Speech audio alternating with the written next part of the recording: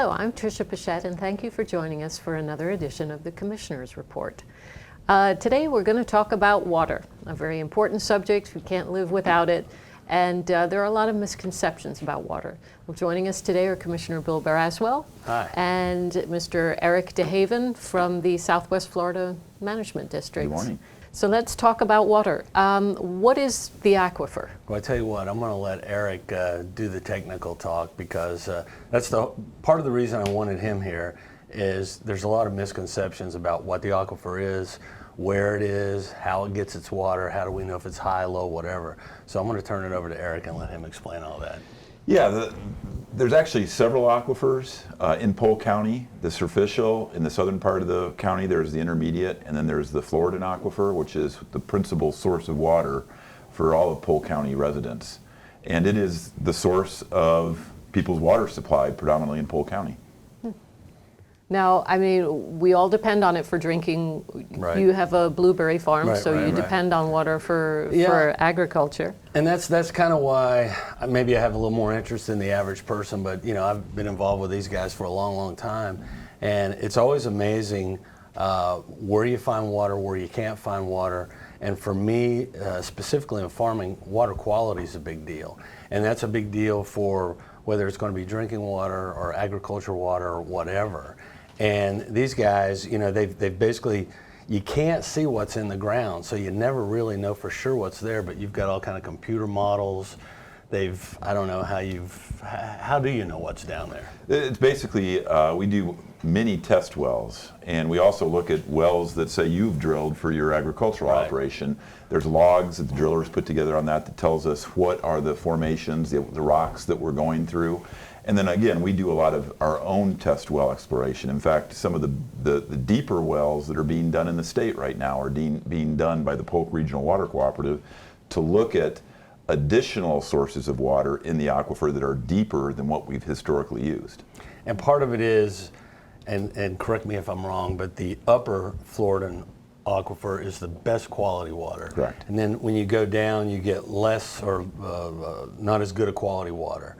And that's a big deal on when you pull the water out of the ground. What are you going to do with it? You're going to put it right on a crop or send it right to the water treatment facility, or are you going to have to go through other stuff to make sure it's drinkable? Yeah. And that's what's going to happen out the county's test well out in Lake Wales. That's, like you said, it's going into the lower Florida. Lower Floridan, correct. It's still part of the Floridan aquifer, but it's a designated separate part of the Floridan called the lower. There's the upper, which is the principal supply that we all rely upon right now.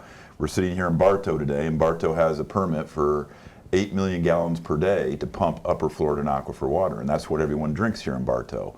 Well, what's occurred is the three water management districts in the central part of the state, our district, the Southwest, the South Florida, and the St. Johns River Water Management District have looked at water needs in the central part of the state, mainly around Orlando, stretching over this way as well. And we've determined that upper Floridan aquifer that we all use cannot be used in the future at the rate we've been using it. Otherwise, we would cause adverse environmental impacts to our wetlands, our river systems, and our lakes. So we're now looking for additional sources of water, and one of the primary ones we think is viable is that lower Floridan aquifer.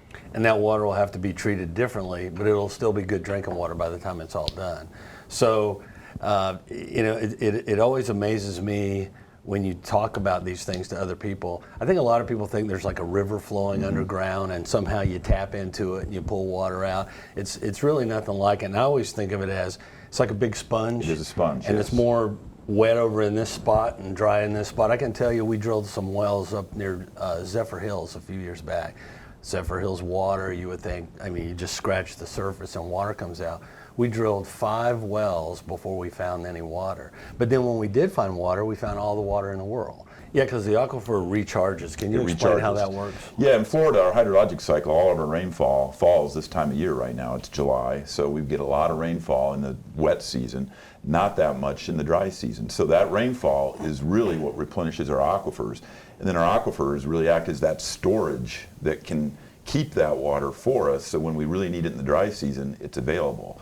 If you try to put that in a lake, it evaporates. You don't see lakes, fluctuating that much, so it's just not available in a surface water system. Whereas the aquifer, it's there, it's available to be used. Yeah, a number that always amazes me is rainfall versus irrigation, pumping water out of a well.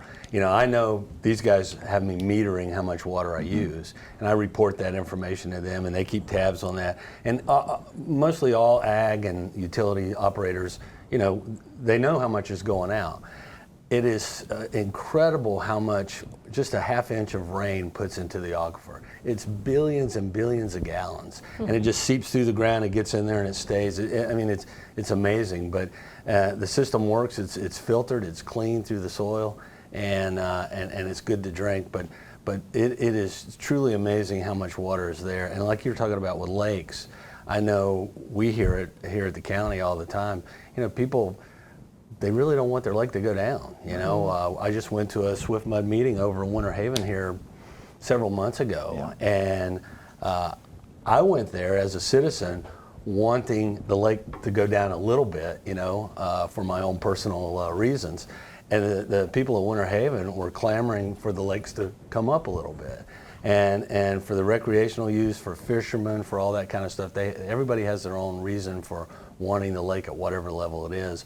But to go out there and start moving those lakes up and down, that would get some people pretty upset. Yeah, I don't think the average person realizes how much business there is around the lakes. Yeah. Fish camps. Oh yeah, and in Central Florida, I don't know, we've got, I knew it at one time, 400 or 500 lakes here just in Polk County. And everybody fishes on those lakes, and I live on a lake, and I'm very much aware of the lake level going up and down. And just like Eric said, if you started pumping drinking water out of a lake, you'd draw it down pretty quick. Right. People like me now, my dock is high and dry, my boat's high and dry. I wouldn't be real happy with that either. Yeah. So what is the, I know you said that the lower aquifer, we would be treating that water differently. What makes it different, and how do you have to treat it? Yeah, as you go deeper in our aquifer systems, you'll find that the water quality generally gets saltier. So the water is higher in salt. It's more like seawater. It's not near the concentration of seawater, but it has the same characteristics of seawater, just fresher basically. And that happens routinely all over Florida. As you go deeper, typically you encounter water that's higher in conductivity, more salty. And so that's one of the challenges with going to the lower Florida aquifer as a water supply, is that water is a little saltier. Now, fortunately, we've developed, for many decades now, we've developed technology that allows us to treat that water to a very high standard.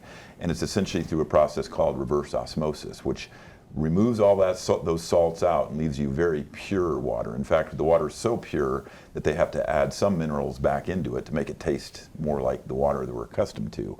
So it's a process that's very possible. It's done all over our water management district, all over the state. There are a number of reverse osmosis plants. I can tell you that Punta Gorda is constructing one right now. Clearwater has one right now. The Tampa Bay Water, they are a cooperative that provides water to the Tampa Bay water area, Tampa Bay region. They've actually gone a step beyond reverse osmosis and have constructed a full desalination plant. And so they can take water that is essentially pure salt and take it to that very pure level as well. So it's possible, and that's what we expect. The reverse osmosis process is what we expect to use when we get to the lower Florida aquifer. And in fact, that's what the cooperative is investigating right now, is what sort of water treatment plant do they need? How much treatment do they need to do to be able to treat that water? Yeah, and you got to figure we're surrounded by salt water, so it's pushing against the state all the time. Can you talk about saltwater intrusion? Yeah. The important thing with saltwater intrusion is there's a density difference between fresh and salt water. So fresh water floats on top of salt water. And if you think back to some of the stories you might have heard through school where DeSoto or Cortez exploring the coast of Florida, they would come to a spring offshore and they'd be able to dip their bucket in and get fresh water. That's because that fresh water is less dense and it'll float on top of salt water. That's the same thing with our aquifer. This fresh water under the state of Florida is essentially floating on top of salt water underneath. And it's not like a real sharp dividing line, it's a gradation that occurs. And that's why as you go deeper when you're drilling a well, you start encountering that salt water. Also, it came, well, I'm sure other people knew about it a long time ago, but the way the permitting goes for water, in the past, there are more permits or more gallons permitted than there are in the ground. And so SWIFMA took a look at that and they said, we've got to make some sense out of this. And they've gone to this process where we now have a water co-op that we talked about earlier. Mm-hmm. And the idea behind that is all the municipalities, the county get together, they plan their water, they operate it under just one permit, right? For the That's whole, the idea, for the whole is thing. they would end up eventually, sometime far in the future, having a single permit, potentially. And I think individual utilities would still retain their existing quantities, but the new quantities they need in the future would be under that cooperative. But the whole thing makes sense out of what's in the ground, and instead of having some ridiculous number that we can never pump and it just simply isn't there. Now it's moving toward a more realistic approach to how much water is there, how much we can get out. And the deal is, as you know and we all know, people are moving to this state every day. I've heard a lot of different numbers, but the bottom line is Polk County's going to be close to 1 million people here in just the next 20 years. Those people have to have drinking water. There has to be a plan in place. You cannot wait till next, you can't keep planning this kind of stuff off, because like Eric said, I don't know how long have they been drilling over there in Lake Wales. I mean, that's a process. It's a process. They've been working on the well over there for close to a year. Yeah. And they're working on one at West Polk in Lakeland as well. And that one's, they're drilling right now. The one over in Lake Wales is pretty much done, and we're just looking at the testing right now. Yeah, and so now they've got to figure out how you're going to treat it. Then you got to build a treatment plant. Like I said, all these You got to things distribute it as well. You got to make those pipelines to get the water to those utilities. Yeah, and that one's out there in the middle of nowhere, so it's gonna need a pipeline. And then of course you got to tie it all together. So it's a many-year process, and you don't want to wait until you're out of water to figure it out. It's probably important to know too that there are already impacts in Polk County from groundwater pumping. Everyone knows the story of Kissingen Springs. That was that went dry long before there were permitting regulations. But there are other impacts. We have impacted lakes on the ridge, Lake Wales Ridge. We have the Upper Peace River. We're trying to recover, get more water into that system, and we're trying to prevent saltwater intrusion over in the coast of Tampa Bay and down south there. This area provides that recharge and that pressure to force that water all the way out. If that pressure's not there, we have that saltwater intrusion come in. So there are impacts occurring already that we want to mitigate for, and we want to make sure there aren't more impacts. So we need this, we call it an alternative source of water, because using this source of water won't have near the impact on those environmental features as using the Upper Floridan. So the real takeaway from what we're doing here is, there's the problems identified. We know we've got to find other sources of water. We know we have a good idea what's in the ground, and there's a plan in place to tap into those sources, to treat it as needed and distribute it through the county. But like I said, it's a multi-year process and a lot of money. And so, I just want the citizens to know that we're working on it. It's well underway. There's a good plan, and I think we're headed down the right road. And the citizens have their part too, Sure. which is conservation. Oh yeah. Oh yes, that's a big part. Yeah, anything any of us can do to save water is us doing our part as well. Yeah.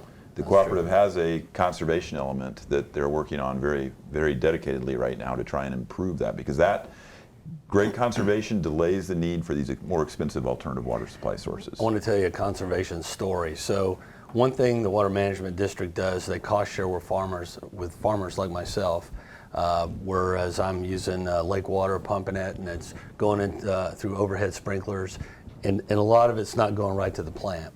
So they come in for a guy like me, and they cost share on a drip system, which puts the water right where it has to be.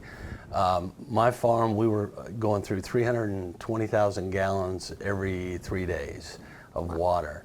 When I switched to the drip system that we got it hooked up about 4 months ago, we're using 10% of that amount of water. No We kidding. cut our water use 90% and just installing the drip. And it works great, and it has a lot of other, it keeps the plants from being wet, less disease, it's just all good. So these guys, they work with us real well, and like I said, I think we've got a good plan going forward. So SwiftMud really is working all sides of the equation. Oh yes, yes, yeah. and with the cooperative, with these projects we're looking at the Lower Floridan, the district is contributing half the dollars for that to make sure we can try and make this as economical as possible for for the citizens of Polk County and the entire water management district. Yeah. Well, gentlemen, this has been really interesting. Thank you so much, both of you, for joining us and talking about water. Well, thanks for having us. Thank you. Enjoyed it.